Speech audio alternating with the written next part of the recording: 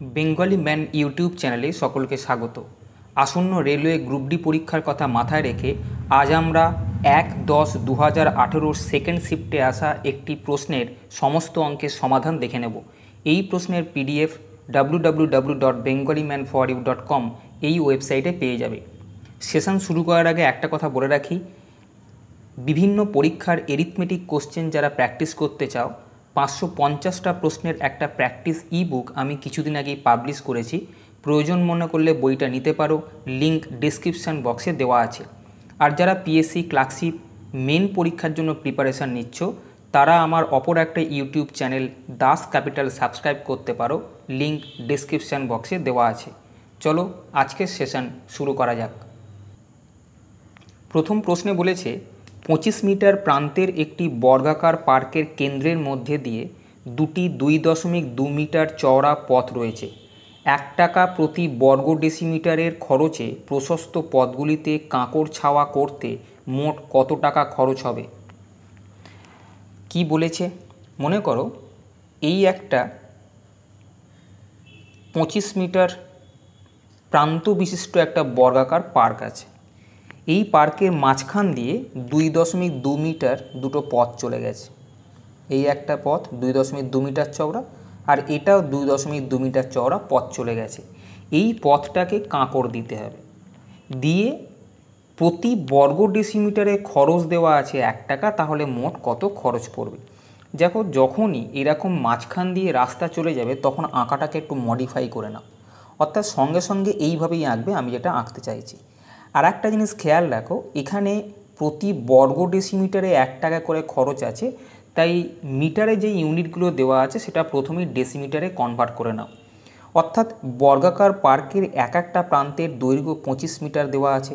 25 metre মানে 250 decimetre, মিটারের পরে ডেসি।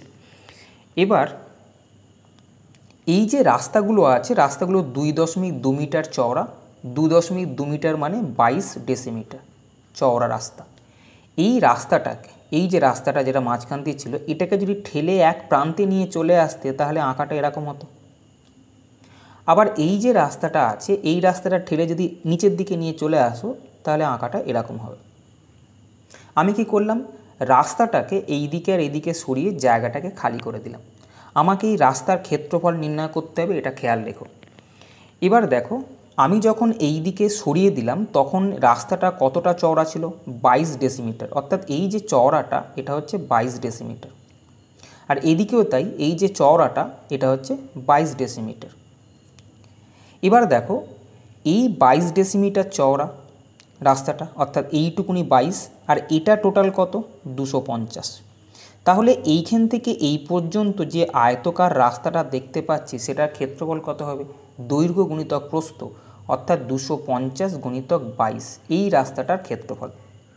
এখানে এই রাস্তাটা পড়ে আছে, এই রাস্তারও ক্ষেত্রফল দরকার। এখানকার মধ্যে দেখো এইটুকুনি, যেহেতু এই জায়গাটা, এটা টোটালটা কত ছিল? 250। দেখতে পাচ্ছ টোটালটা 250, কিন্তু আমার রাস্তাটা এখন এইটুকুনি রয়েছে, অর্থাৎ 250 নেই। তার কারণ কি? এই যে 22 এটা এখানে রয়ে গেছে। তাহলে এই 250 থেকে এই যে চওড়া যতটা ছিল 22 যদি মাইনাস করে দিই, কি বললাম? 250 থেকে 22 যদি মাইনাস করে দিই তাহলে কত হবে? 228। এখন এই রাস্তাটার দৈর্ঘ্য হচ্ছে 228, আর এই রাস্তাটার প্রস্থ হচ্ছে 22। তাহলে এই রাস্তাটার ক্ষেত্রফল কত হবে? দৈর্ঘ্য গুণিতক প্রস্থ, অর্থাৎ 228 গুণিতক 22। তাহলে এই রাস্তাটার ক্ষেত্রফল আর এই রাস্তাটার ক্ষেত্রফল মিলিয়ে টোটাল রাস্তাটার ক্ষেত্রফল কত হলো? এইটা প্লাস এইটা, এটা হলো রাস্তার ক্ষেত্রফল। এখান থেকে যদি 22 কমন নাও তাহলে 250 প্লাস 228 আসে। 250 প্লাস 228 কত? 250 প্লাস 228 সেটা হচ্ছে 478। তাহলে 22কে 478 দিয়ে গুণ করতে হবে, এটা হবে রাস্তার ক্ষেত্রফল।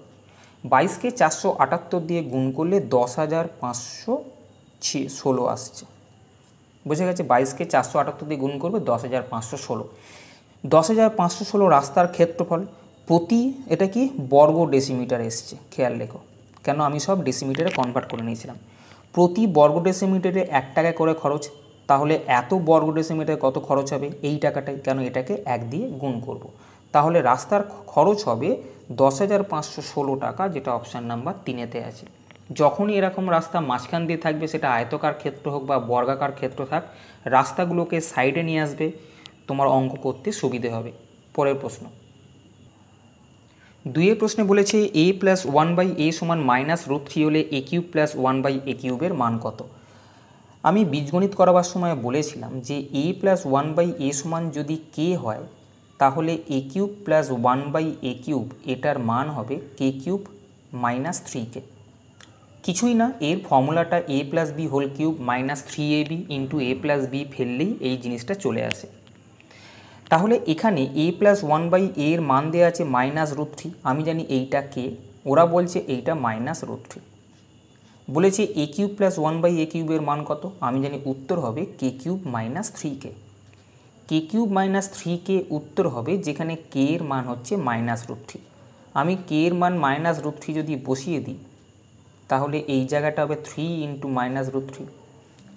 এইখানে -3√3 আসবে, √3³ মানে 3√3, আর এখানে মাইনাসে মাইনাসে +3√3।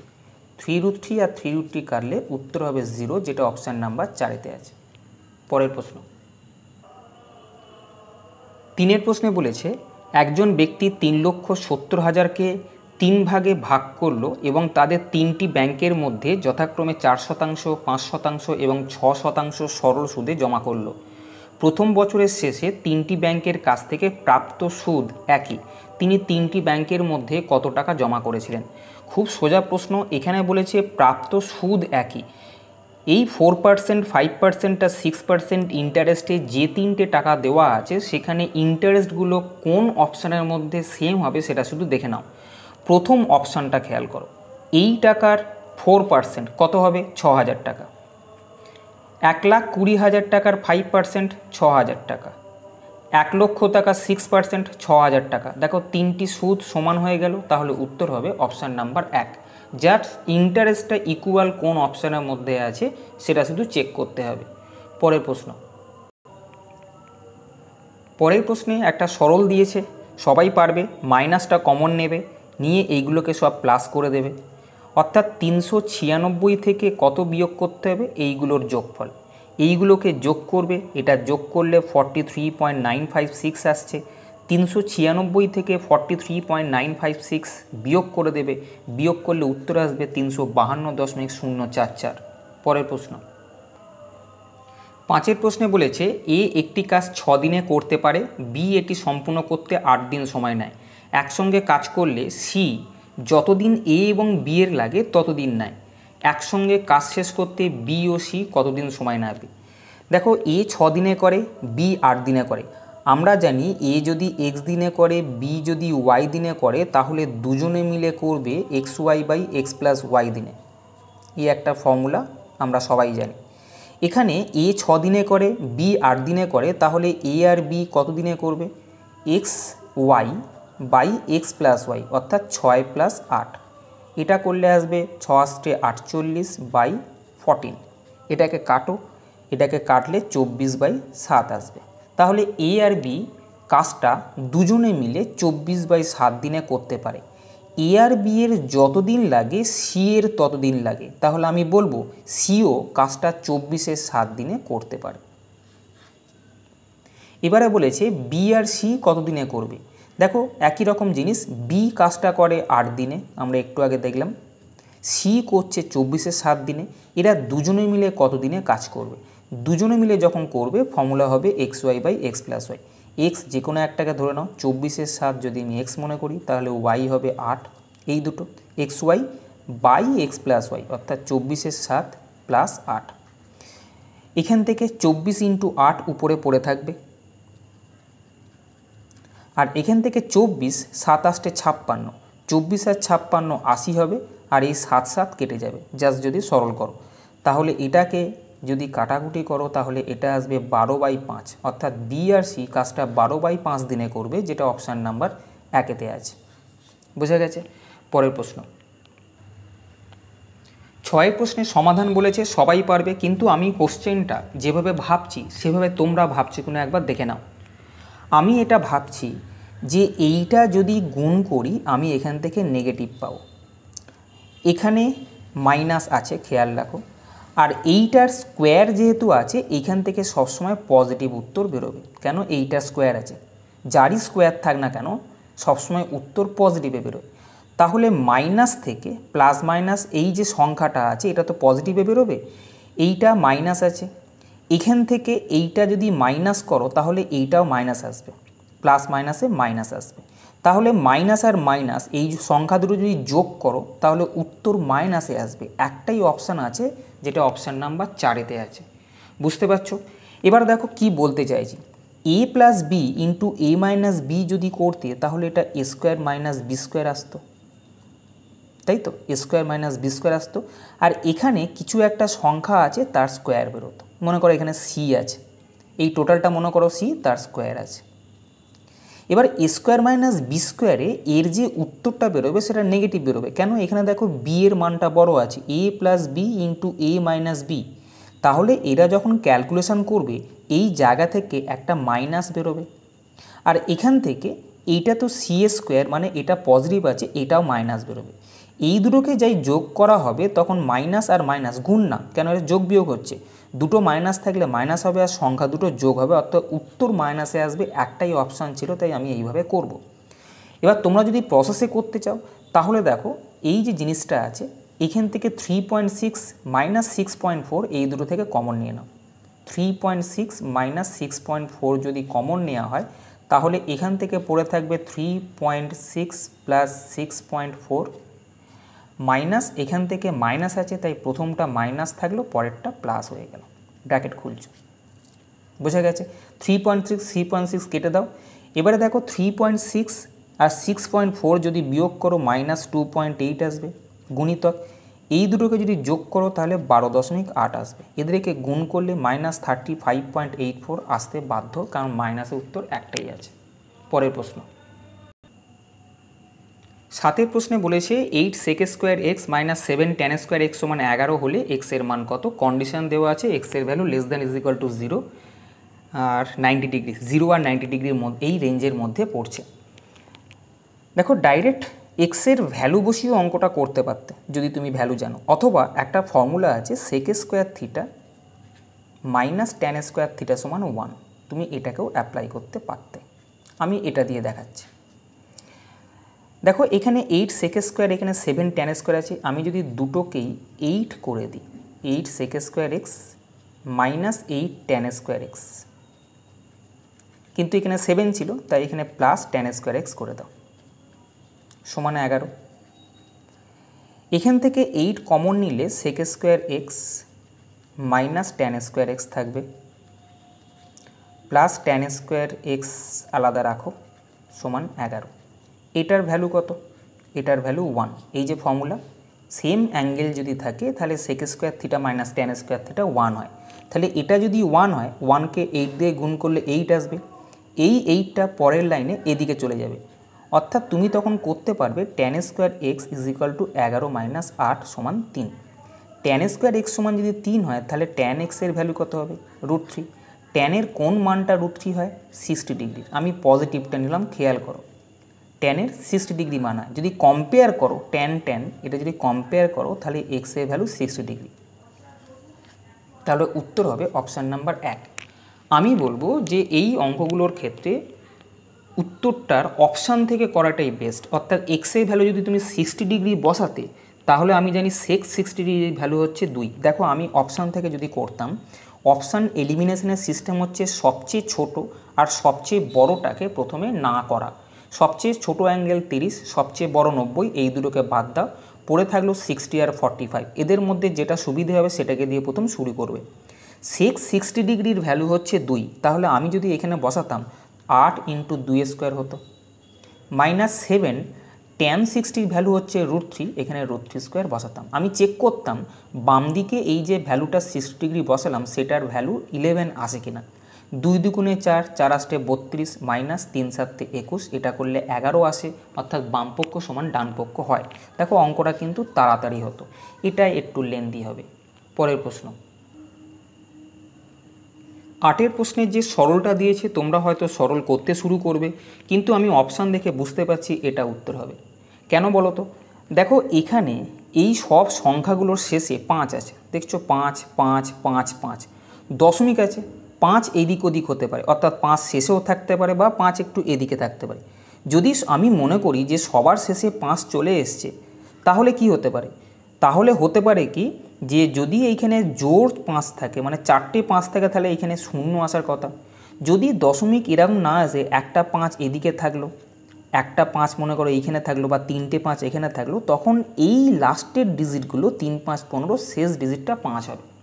বোঝা গেছে? যেহেতু সবার শেষে 5 আছে, তাই উত্তরে ইউনিট ডিজিটটা নয় 5 হবে, নাহলে 0 হবে। কেন? 5-এর নামতা পড়লে 5 একে 5 হয়, 5 দুগুণে 10 হয়, আবার 3 5 15, 4 5 20, অর্থাৎ 5 যদি ইউনিট প্লেসে থাকে, সেগুলোকে যোগ করলে আইদার 0 উত্তর আসবে শেষে, অথবা 5 আসবে। আমি দেখতে পাচ্ছি এই সব অপশানগুলোর মধ্যে সবার অপশানের শেষে 6 দিয়ে রেখেছে, একমাত্র এটাই 5 আছে, তাই এটাই উত্তর হবে। ক্যালকুলেশন করার দরকার নেই। পরের প্রশ্ন, দুটি ইনলেট পাইপ একটি অপরটির থেকে দ্বিগুণ কার্যকরী। আরও একটি আউটলেট পাইপ 10 ঘন্টায় চৌবাচ্চাটিকে ফাঁকা করতে পারে। সবকটি পাইপ একসঙ্গে কাজ করলে খালি চৌবাচ্চা 2.5 ঘন্টায় ভরে যায়। কত সময় নেবে কম কার্যকরী ইনলেট পাইপটি চৌবাচ্চাটি পূর্ণ করতে? কি বলেছে? একটা পাইপ, ইনলেট পাইপ যে দুটো আছে তাদের মধ্যে একজন মনে করো x ঘন্টায় ভর্তি করে, আর একজন 2x ঘন্টায় ভর্তি করবে। কেন দ্বিগুণ কার্যকরী মানে কি? কার্যকরী যদি দ্বিগুণ হয়, তাহলে একজন যে সময় নেবে আর একজন তার ডবল সময় নেবে, এটাই কার্যকরী।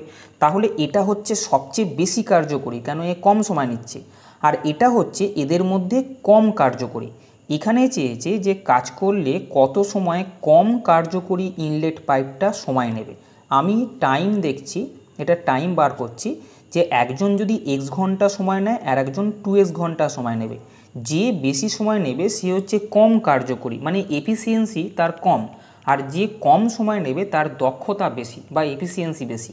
তাই এদের মধ্যে যখন চেয়েছে কম কার্যকরী ইনলেট পাইপটি চৌবাচ্চাটি পূর্ণ করতে কত সময় নেবে, আমি ধরছি যে কম কার্যকরীটা 2x সময় নেবে। কেন? এই টাইমটা বেশি, যার টাইম বেশি সে কম কার্যকরী হয়, অর্থাৎ তোমাকে 2x এর ভ্যালু বার করতে হবে। বোঝা গেছে? এবার যখন দেখছো 2x এর ভ্যালু বার করতে হবে, দেখো আমি কিন্তু অপশানের দিকে দেখছি, 2x এর ভ্যালু রাফলি মনে হচ্ছে উত্তর 8 আর 6 মনে হবে। কেন? 2-এর যদি নামতে পড়ি, অবশ্যই তুমি বলো 2.5কেও তো 2 দিয়ে গুণ করলে হয় 5 হয়, কিন্তু আমি দেখতে পাচ্ছি 2 4 দুগুণে 8 বা 3 দুগুণে 6, এই দুটোর মধ্যে উত্তর হতে পারে, আমি কনফার্ম না, কিন্তু হতে পারে। যাকগে, আমি দেখলাম একটা পাইপ x ঘন্টায় আর একটা পাইপ 2x ঘন্টায় ভর্তি করে, আর একটা 10 ঘন্টায় চৌবাচ্চাটিকে ফাঁকা করে দেয়। আমি দেখব যে চৌবাচ্চাটার কথা বলা হচ্ছে সেই চৌবাচ্চার ক্যাপাসিটি কতটা। চৌবাচ্চার ক্যাপাসিটি কি করে বার করে? এই তিনটের লসাগু হচ্ছে চৌবাচ্চার ক্যাপাসিটি। 10, 2 এর লসাগু হচ্ছে 10, x আছে, তাই চৌবাচ্চার ক্যাপাসিটি হচ্ছে 10x। এটা চৌবাচ্চায় টোটাল জল ধরে 10x, যেটা লসাগু বেরোবে। এবার এইটাকে এটা দিয়ে ভাগ করলে বেরোবে 10, এইটাকে এটা দিয়ে ভাগ করলে 5, এবং এইটাকে এটা দিয়ে ভাগ করলে বেরোবে x। এই যে ভাগ করার পর যেগুলো বেরোলো, এইগুলো হবে এফিসিয়েন্সি বা দক্ষতা। অর্থাৎ এই পাইপটা প্রতি ঘন্টায় 10 ইউনিট জল ভরতে পারে, এই পাইপটা প্রতি ঘন্টায় 5 ইউনিট জল ভরতে পারে, এবং এই পাইপটা প্রতি ঘন্টায় x ইউনিট জল ভরতে পারে। বোঝা গেছে? এবারে দেখো বলেছে সবকটা পাইপ একসঙ্গে কাজ করলে খালি চৌবাচ্চা 2.5 ঘন্টায় ভরে যায়। সবকটা পাইপ যদি একসঙ্গে খালি করে, এই পাইপটা 10 ইউনিট জল ভরবে, এই পাইপটা 5 ইউনিট জল ভরবে প্রতি ঘন্টায়, আর এই পাইপটা x খালি করবে। খেয়াল রেখো, এ কিন্তু খালি করে, তাহলে প্রতি ঘন্টায় এতটা করে ভর্তি হবে। 2.5 ঘন্টায় ভর্তি হয়েছে, তাহলে 2.5 ঘন্টায় কতটা ভর্তি হবে? এতটা। বলেছে 2.5 ঘন্টায় পুরো ভরে যাচ্ছে, পুরো ভরে যাচ্ছে মানে চৌবাচ্চার যা ক্যাপাসিটি আছে সেটা পুরো পূর্ণ হচ্ছে। অর্থাৎ আমি বলতে পারি 2.5 ঘন্টায় যতটা ভর্তি করলো তার মান হলো 10x। কেন? এইটা চৌবাচ্চায় মোট জল ধরে। এটাকে যদি ক্যালকুলেশন করো, এখানে জায়গা খুব ছোট, 2.5, এটা 10 আর 5-এ 15, 15কে 2.5 দিয়ে গুণ করলে 37.5 হবে। এইটা -2.5x সমান 10x। 10xের দিকে 2.5টা গেলে প্লাস হয়ে যাবে, 12.5x আসবে, প্লাস 12.5x, আর 37.5টা এদিকে আছে। এক্সের ভ্যালু বেরোবে 3। কি বলা হয়েছিল? কম কার্যকরী ইনলেট পাইপটা কতক্ষণে সময় নেবে? দেখো এ হচ্ছে কম কার্যকরী পাইপ, এ সময় নেবে 2 × 3 অর্থাৎ 6 ঘন্টা, যেটা অপশান নাম্বার 4-এতে আছে। পরের প্রশ্ন, cosec theta plus cot theta সমান 2.5 হলে কোসেক থিটার মান কত? দেখো একটা সূত্র আছে, cosec square theta minus cot square theta সমান 1। ত্রিকোণমিতির বেসিক আমি দিয়ে রেখেছি, পারলে ওই ভিডিওগুলো দেখো, এই অঙ্কগুলো কোনো অসুবিধে হবে না। এ স্কোয়ার মাইনাস বি স্কোয়ারের যদি ফর্মুলা ফেলো তাহলে হবে cosec theta plus cot theta into cosec theta minus কট থিটা। এটা এ plus B into A minus B সূত্র। এবার দেখো এটা সমান কত হলো 1। এদের মধ্যে কোসেক থিটা প্লাস, আমি এইটার কিন্তু সূত্র ফেললাম। এবার কোসেক থিটা প্লাস কট থিটার মান দেওয়া আছে 2.5, আমি এখানে 2.5 বসালাম। তাহলে এর পরের লাইনে এইটা গুণিতক 2.5 সমান 1 হবে। তাহলে শুধু এইটার মান অর্থাৎ কোসেক থিটা মাইনাস কট থিটার মান কত হবে? 1/2.5। 1/2.5 মানে কত? 1/2.5 মানে 0.4। এবার দেখো কোসেক থিটা প্লাস কট থিটার মান দেওয়া আছে 2.5,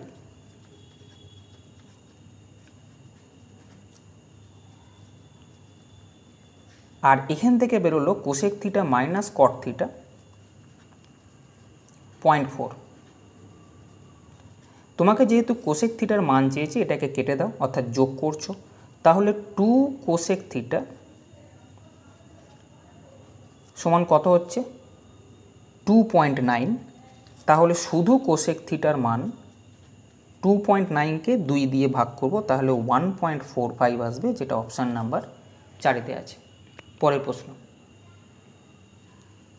11 প্রশ্নে বলেছে অরুণ তার বাচ্চা তরুণ ও বরুণের শিক্ষার জন্য তার বেতনের 2/13 অংশ ব্যয় করেন। তিনি বরুণের শিক্ষার জন্য 13,006 টাকা খরচ করেন, যেটি হলো শিক্ষাক্ষেত্রে মোট ব্যয়ের 2/3 অংশ। অরুণের মোট বেতন কত? দেখো যখন ভগ্নাংশে দেওয়া হবে, যেমন আমি একটা 2/13 দেখতে পাচ্ছি আর একটা 2/3 দেখতে পাচ্ছি, আমি 13 আর 3-এর লসাগু বার করে নেব। 3×13 39। আমি মনে করব অরুণের মোট বেতন হচ্ছে 39 ইউনিট। আমি যেটা 39 ইউনিট ধরছি, অরিজিনালি 39 ইউনিটের টাকায় কত ভ্যালু সেটাই কিন্তু উত্তর চেয়েছে। এবার দেখো আমি অরুণের মোট বেতন 39 ধরলাম। এবার এই 39 যদি মোট বেতন হয়, শিক্ষার জন্য কি কত খরচ করছে? বেতনের 2/13 অংশ। তাহলে শিক্ষার জন্য খরচ করছে বেতনের 2/3। বেতন আমি ধরেছি 39, শিক্ষায় 2/13 খরচ করছে, অর্থাৎ 6 ইউনিট শিক্ষার জন্য খরচ করছে। আবার বরুণের শিক্ষার জন্য এই টাকাটা খরচ করছে, যেটা হলো শিক্ষাক্ষেত্রে মোট ব্যয়ের 2/3 অংশ।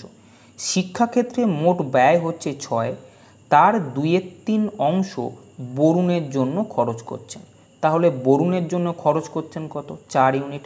কিন্তু বরুণের জন্য 13,006 টাকা খরচ করেছে, তাহলে আমি বলবো 4 ইউনিটের ভ্যালু হচ্ছে 13,006 টাকা। তাহলে 1 ইউনিটের ভ্যালু কত? 1 ইউনিটের ভ্যালু হবে 3,251.5 টাকা।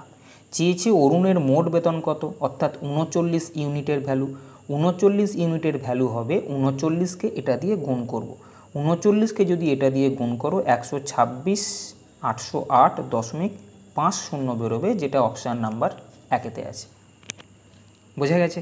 পরের প্রশ্ন, 12 প্রশ্নে বলেছে 1.008-এর মান কত? উত্তর অবশ্যই এইটা। তার কারণ 1/8/1, এটা দিয়ে কাটো, 8×1 = 8, 8 125,000, অর্থাৎ উত্তর হবে 1/1 পরের প্রশ্ন, 13 প্রশ্নে বলেছে 17% লাভ সহ শ্রুতি একজোড়া জুতো 2,223 টাকায় বিক্রি করেছে, জুতোর ক্রয় মূল্য কত? দেখো ক্রয় মূল্য যদি 100 হয়, 17% লাভে বিক্রি করেছে 117, এইটা ক্রয় মূল্য আর এটা বিক্রয় মূল্য। কিন্তু বলেছে বিক্রি করেছে 2,223-এ, আমি দেখছি বিক্রি করেছে 117-এ, প্রশ্নে দিচ্ছে 2,223-এ বিক্রি করেছে, তাহলে ক্রয় মূল্যের ভ্যালু কত এটাই চেয়েছে। 117কে 19 দিয়ে গুণ করলে 2,223 আসে, তাহলে 100কে 19 দিয়ে গুণ করে আমি বলবো ক্রয় মূল্য 1,900 টাকা, যেটা অপশান নাম্বার 3-এতে আছে। পরের প্রশ্ন, বার্ষিক 9.25% হারে সরল সুদে 2000 টাকা 4 বছরের জন্য বিনিয়োগ করলে মোট কত টাকা সুদ পাওয়া যাবে? বছরে 9.25 টাকা করে সুদ পাচ্ছ, 4 বছরে কত সুদ পাবে? 37%। এবার 37% মোট সুদ পেয়েছো, কত টাকার? 2000 টাকার 37% মোট সুদ পেয়েছো। তোমাকে বার করতে হবে 2000 টাকার 37% কত? অবশ্যই 740 টাকা, যেটা অপশান নাম্বার 1-তে আছে। পরের প্রশ্ন, একটি ট্রেন 16 সেকেন্ডে 155 মিটার ও 18 সেকেন্ডে 195 মিটার লম্বা একটা প্ল্যাটফর্ম পার করে, ট্রেনটির গতিবেগ কত? কোনো ট্রেন কোনো প্ল্যাটফর্মকে অতিক্রম করলে সে তার নিজের দৈর্ঘ্য প্লাস প্ল্যাটফর্মের দৈর্ঘ্য যায়। 18 সেকেন্ডে ট্রেনটা যখন 195 মিটার লম্বা প্ল্যাটফর্ম অতিক্রম করছে, তখন আমি বলবো 18 সেকেন্ডে ট্রেনটা গেছে নিজের দৈর্ঘ্য প্লাস 195 মিটার প্ল্যাটফর্মের দৈর্ঘ্য। আবার 16 সেকেন্ডে ট্রেনটা 155 মিটার যখন প্ল্যাটফর্ম যাচ্ছে, তাহলে আমি বলবো 16 সেকেন্ডে ট্রেনটা গেছে নিজের দৈর্ঘ্য প্লাস 155 মিটার। আমি যদি এটাকে বিয়োগ করি, তাহলে আমি বলবো 2 সেকেন্ডে ট্রেনটা গেছে 195 থেকে 155 বাদ দিয়ে 40 মিটার। তাহলে 1 সেকেন্ডে ট্রেনটা কতটা যাচ্ছে? 20 মিটার। অর্থাৎ প্রতি সেকেন্ডে ট্রেনটা 20 মিটার যাচ্ছে, মানে ট্রেনটা স্পিড হচ্ছে 20 metre per second. Metre per second থেকে কিমি পার আওয়ারে কনভার্ট করতে গেলে মিটার পার সেকেন্ডে যে ভ্যালুটা দেওয়া আছে তাকে 18 5 দিয়ে গুণ করতে হয়। এটা যদি গুণ করি তাহলে উত্তর আসবে 72 কিলোমিটার পার আওয়ার, যেটা অপশান নাম্বার 4-তে আছে। পরের প্রশ্ন, 12 জন ব্যক্তির স্কোর পয়েন্ট হলো যথাক্রমে 6, 17, 8, 9, 16, 10, 15, 21, 9, 11, 12 এবং 16। মধ্যমা নির্ণয় করুন। দেখো, মধ্যমা নির্ণয়ের সিস্টেম হচ্ছে সংখ্যাগুলোকে ছোট থেকে বড় অনুযায়ী প্রথমে সাজাবে, মাঝখানে যে সংখ্যাটা থাকবে সেটাই হচ্ছে মধ্যমা। আমি যদি ছোট থেকে বড় অনুযায়ী সাজাই সংখ্যাগুলোকে, সেটা আসে 6, 8, দুটো 9 আছে, পরপর বসালাম। 10, 11, 12, 15, দুটো 16 আছে, 17 এবং 21। যেহেতু 12টা আছে, তাই মধ্যমা যেটা হবে সেটা হবে মাঝখানের পয়েন্টটা। দেখো 1, 2, 3, 4, 5, 6টা, এই 6টা আছে, এই 6টা আছে, এদের মাঝখানে যে থাকবে সেই হচ্ছে মধ্যমা। বোঝা গেছে? এই মাঝখানে কে থাকবে? মাঝখানে থাকবে এই দুটোকে যোগ করে 2 দিয়ে ভাগ করবে, সেই মাঝখানে থাকবে। তাহলে উত্তর হবে 11 + 12/2। 23কে 2 দিয়ে ভাগ করলে 11.5 আসবে, যেটা অপশান নাম্বার 2-তে আছে। বোঝা গেছে? এবার যদি এটা 12টা না থাকে 11 থাকতো, তাহলে এদিক থেকে 5টা ওদিক থেকে 5টা বাদ দিয়ে মাঝখানে যে থাকবে অর্থাৎ 6 নম্বরটা, সেই কিন্তু মধ্যমা হতো। যেহেতু এখানে জোড় সংখ্যা আছে 12টা, তাই 6টা করলে এই যে 6 নম্বর আর 6 নম্বর যেটা এদিক থেকে আছে, এই দুটোকে যোগ করে 2 দিয়ে ভাগ করলে এটা হবে। যদি মনে করো 1, 2, 3-এর আমি মিডিয়ান বার করতে বলতাম, যেহেতু 3টে আছে তাই মাঝখানে যে সংখ্যাটা থাকবে তাকেই কিন্তু আমি মধ্যমা বলতাম। পরের অঙ্ক 17 প্রশ্নে বলেছে একটি খালি চৌবাচ্চা ভরতে এই নলের 4.5 ঘন্টা সময় লাগে, অপরদিকে বি নলের সাথে এটি 2.25 ঘন্টায় তা ভরতে পারে। যদি আধ ঘন্টার জন্য কেবলমাত্র এ নলটি চালু করা হয় ও তারপরে বি নলটিও চালু করা হয়, তবে সব মিলে চৌবাচ্চা ভরতে কতক্ষণ সময় লাগবে? দেখো 4.5 ঘন্টা মানে 45/10 অর্থাৎ 9/2। তাহলে এই নলটা 9/2 ঘন্টায় টোটাল চৌবাচ্চা ভরতে পারে, অর্থাৎ 1 টোটাল চৌবাচ্চা ভরলো। 1 ঘন্টায় কতটা ভরবে? 2/9 অংশ। নলটা আধ ঘন্টা চালু ছিল, আধ ঘন্টা মানে হাফ আওয়ার্স। তাহলে হাফ আওয়ার্সে এই নলটা কতটা ভরলো? 1/9 ভরলো। এবার 1/9 ভরার পরে কতটা বাকি থাকলো? 8/9। এই বাকি যেটা আছে সেটা এ আর বি মিলে ভরবে, কেন? তারপরে বি নলটাকে চালু করা হয়েছে। বোঝা গেছে? এবার দেখো এ আর বি মিলে 2.25 ঘন্টায় পুরোটা ভরতে পারে। 2.25 ঘন্টা মানে কি? 2 × 25/100। যদি আমি ভগ্নাংশে প্রকাশ করে নিই তাহলে এটা হবে 9/4 ঘন্টা। তাহলে এ আর বি মিলে এক অংশ মানে টোটালটা ভর্তি করে 9/4 ঘন্টা। ওদের জন্য বাকি আছে 8/9 অংশ। এক অংশ ভর্তি যদি করতে যদি 9-4 ঘন্টা সময় লাগে, তাহলে 8-9 ভর্তি করতে কত সময় লাগবে? 9-4 গুণিতক 8-9, 2 ঘন্টা। অর্থাৎ যেটুকুনি বাকি ছিল সেটা ওরা 2 ঘন্টায় ভর্তি করলো। প্রথমে এ আধ ঘন্টায় ভর্তি করেছে, অর্থাৎ 30 মিনিটে ভর্তি করেছে, এবং পরে ওরা দুজনে মিলে বাকিটা 2 ঘন্টায় ভর্তি করেছে। তাহলে মোট সময় লাগলো 2 ঘন্টা 30 মিনিট, যেটা অপশান নাম্বার 2-এতে আছে। বোঝা গেছে? পরের প্রশ্ন 18 প্রশ্নে বলেছে এটি একটি নিখুঁত বর্গক্ষেত্র তৈরি করতে 6, 3, 3, 6, 8-এ গুণিত হওয়া উচিত এমন সর্বনিম্ন সংখ্যা খুঁজুন। কী মানে এই বাংলাটার? এটার মানে হচ্ছে 63,368-র সঙ্গে কত গুণ করলে পারফেক্ট স্কোয়ার হবে। বোঝা গেছে? দেখো, যখন পারফেক্ট স্কোয়ার হয়, খেয়াল রেখো, যদি মনে করো আমি সবচেয়ে কম বলেছে গুণ করতে, আমি যদি 1 দিয়ে গুণ করি তাহলে 63,368 আসবে। এটা কারোর রুট কিনা, অর্থাৎ এটা পারফেক্ট স্কোয়ার কিনা। পারফেক্ট স্কোয়ার যখন দেখবে, 1 স্কোয়ার কত হয়? 1, 2 square 4, 3 square 9, 4 square 16, 5 square 25, 6 square 36, 7 square 49, 8 square 64, 9 square 81, 10 square 100। আমি কেন বললাম ইউনিট প্লেসে যখনই কোনো স্কোয়ার সংখ্যা থাকবে, ইউনিট প্লেসে এইগুলো থাকবে।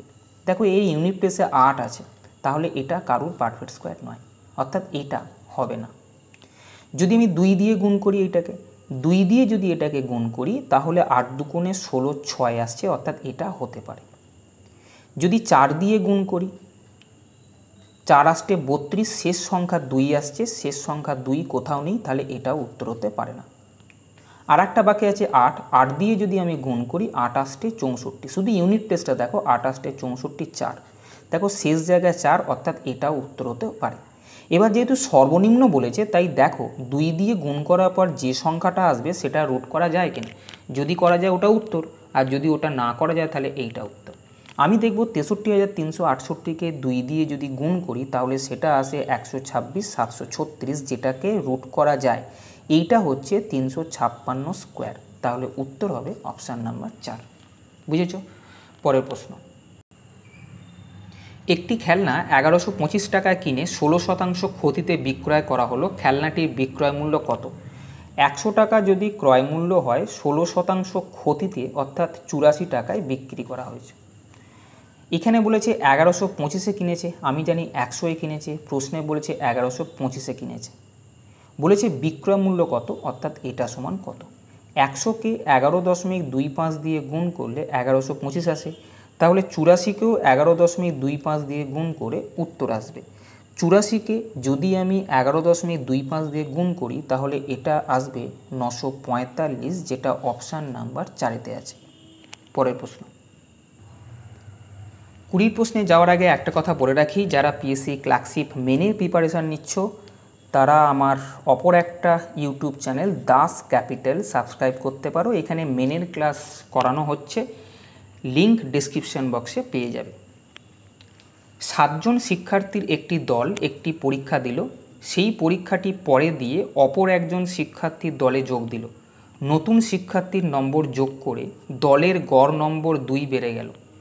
প্রথমে 7 জন শিক্ষার্থীর গড় নম্বর থেকে এই নতুন শিক্ষার্থী কত বেশি নম্বর পেয়েছে? খুব সোজা প্রশ্ন, উত্তর হচ্ছে 8 দুগুণে 16, যেটা অপশান নাম্বার 1-এতে আছে। কেন এটা হলো? দেখো, 7 জন শিক্ষার্থী একটা কিছু গড় ছিল, আর একজন নতুন এলো, তাহলে এখন কতজন হলো? 8 জন এলো। এই 8 জনের এখন বলছে গড় 2 বেড়ে গেল। 8 জন গড় বেড়ে গেল মানে কি, প্রত্যেকে 2 2 করে বেড়ে গেল, অর্থাৎ প্রত্যেকের যদি 2 2 করে বাড়ে, তাহলে টোটাল 16 বেড়ে গেল। এবার আমাকে বলো 16 কেন বাড়লো? 7 জন যখন ছিল কিছু একটা গড় নিয়েছিল, 16টা বাড়লো মানে কি, যে আসছে সে ওই 7 জনের গড় সেটা তো নিয়ে আসছেই, উল্টে যতটুকু বেশি হচ্ছে সেটাও সে নিয়ে আসছে। বুঝতে পারছো? 7 জন শিক্ষার্থী কিছু একটা গড় ছিল, যখন আর একজন এলো তখন 7 + 1 8 জন হলো। এই 8 জনের প্রত্যেকে গড় 2 বেড়ে গেল, মানে টোটাল 16 বেড়ে গেল। কেন 16টা বাড়লো? কেন একজন নতুন আসছে। যে নতুন আসছে সে আসার ফলে 16 বাড়ছে, মানে যে আসছে সে আগের 7 জনের গড় সেটা তো নিয়ে আসছেই, উল্টে যে অতিরিক্তটা এখন দেখতে পাচ্ছি 16 সেটাও নিয়ে আসছে। অর্থাৎ নতুন শিক্ষার্থী 7 জন শিক্ষার্থীর যা গড় ছিল তার থেকে 16 নম্বর বেশি নিয়ে আসছে, যেটা অপশান নাম্বার 1-এতে আছে। পরের প্রশ্ন, আজকে শেষ প্রশ্ন দেখো, একটি ডান ত্রিভুজীয় প্রিজমের উচ্চতা 21 সেমি এবং এর পরিধি পক্ষের অনুপাত 8:15:17। যদি তিনটি পার্শ্ববর্তী উপরিতলের মোট এলাকা 840 সেমি স্কোয়ার হয় তবে কিউবিক সেন্টিমিটারে প্রিজমের পরিমাণ কত? কি বলেছে, একটা ডান ত্রিভুজীয় প্রিজম অর্থাৎ রাইট অ্যাঙ্গেল ট্রায়াঙ্গেল আছে। মনে করো আমি একটা রাইট অ্যাঙ্গেল ট্রায়াঙ্গেল আঁকলাম, বিচ্ছিরি হয়ে গেল, এরাম করে আঁকি সুবিধে হবে। প্রিজম এরাম টাইপের হবে, আর এখান থেকে এটা একটা প্রিজম, এর উচ্চতা দেওয়া আছে 21 এবং এর পরিধি পক্ষের অনুপাত 8:15:17। এই ডান ত্রিভুজীয় প্রিজমটার মানে এই যে ত্রিভুজটা আছে নিচে বেসেতে, এটা বেসটা হচ্ছে রাইট অ্যাঙ্গেল ট্রায়াঙ্গেল, এর পরিধি পক্ষের অনুপাত মানে এই যে তিনটে বাহু আছে সেই তিনটে বাহুর অনুপাত হচ্ছে 8:15:17। মনে করো একটা বাহু 8x, একটা বাহু 15x, একটা 17x। এবার যদি তিনটি পার্শ্ববর্তী উপরিতলের মোট এলাকা মানে এই যে একটা পোর্শন দেখছো এর এদিকে দেখো একটা এইটা আছে আর একটা এই এলাকাটা যেটাকে ল্যাটারাল সারফেস বলা হয়, সেই ল্যাটারাল সারফেস দেওয়া আছে 840 সেন্টিমিটার স্কোয়ার। এখানে দেওয়া আছে ল্যাটারাল সারফেস এরিয়া, যেটা এখানে বলেছে পার্শ্ববর্তী উপরিতলের ক্ষেত্রফল, সেটা হচ্ছে lateral surface area. Lateral surface area এর ফর্মুলা হচ্ছে প্রিজমের ক্ষেত্রে পেরিমিটার অফ বেস অর্থাৎ ভূমির পরিসীমা গুণিতক হাইট, এটা হচ্ছে ল্যাটারাল সারফেস এরিয়া। ওরা ল্যাটারাল সারফেস এরিয়া 840 দিয়েছে। আমরা জানি ল্যাটারাল সারফেস এরিয়ার সময় ভূমির পরিসীমা কি, এই বাহু যোগ এই বাহু এই যোগ এই বাহু, অর্থাৎ তিনটে বাহুর যোগফলকে পরিসীমা বলা হবে। 8, 15, 23 সাথে 30, 10 40x, ভূমির পরিসীমা হচ্ছে 40x গুণিতক হাইট আছে 21। এটা যদি কাটি তাহলে x এর ভ্যালু কত হবে 1। x এর ভ্যালু 1 মানে এই যে বাহুগুলো আছে একটা 8, একটা 15, একটা 17, বোঝা গেছে এই তিনটে বাহুর মাপ 8, 15, 17। এখানে বলেছে কিউবিক সেন্টিমিটারে এর পরিমাণ কত। কিউবিক সেন্টিমিটারে মানে বলতে চেয়েছে এর ভলিউমটা কত, ভলিউমই একমাত্র কিউবিক সেন্টিমিটারে আসে। বাংলা ভাষাগুলো খুব সমস্যা করে এইখানে দেওয়া আছে, তবুও বুঝে নিতে হবে যে কিউবিক সেন্টিমিটারে প্রিজমের পরিমাণ কত দিয়েছে মানে ভলিউমটা কত চেয়েছে। প্রিজমের ভলিউমের ফর্মুলা হচ্ছে এরিয়া অফ বেস অর্থাৎ ভূমির ক্ষেত্রফল গুণিতক উচ্চতা। ভূমির ক্ষেত্রফল যেহেতু এটা একটা রাইট অ্যাঙ্গেল ট্রায়াঙ্গেল তাই ভূমির ক্ষেত্রফল হবে হাফ ভূমি ইন্টু উচ্চতা।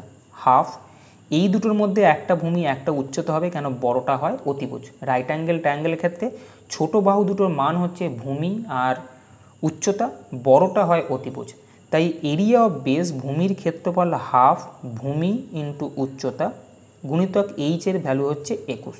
তাহলে এটা যদি কাটো 4, 15, 60, 60কে 21 দিয়ে গুণ করলে 1260 আসে, যেটা অপশান নাম্বার 2-এতে আসে। এইটা করার পরও আমি বলবো যে এখানেই কিন্তু অঙ্কটা এত বড় করে করার দরকার ছিল না যদি তুমি অপশানটা প্রথমে চেক করতে। দেখো তোমাকে এই দুটো ফর্মুলা মনে রাখতে হয়। প্রথম কথা, আমি যখন দেখছি আমি এই ফর্মুলা মনে রাখছি যে ভলিউম চেয়েছে, ভলিউম মানে কি area of base into height, হাইটটা কত দেওয়া আছে 21, অর্থাৎ যে উত্তরটা আসবে এখানে যেটা আছে সেটা 21-এর গুণিতক হবে। একটাই অপশান ছিল 21-এর গুণিতক 1260, আর কোনোটা নেই, এটাই উত্তর হতে বাধ্য ছিল। বোঝা গেছে? পরীক্ষার সময় আগে অপশানটাকে দেখো, বারবার বলছি পরীক্ষার সময় অপশান দেখো। তাহলে আজকে এই পর্যন্তই। যদি সেশনটা ভালো লাগে তবে চ্যানেলটা সাবস্ক্রাইব করো এবং বন্ধুদেরকেও শেয়ার করো যাতে করে তারাও সমানভাবে উপকৃত হয়। ভালো থেকো, ভালোভাবে পড়াশোনা করো। টাটা।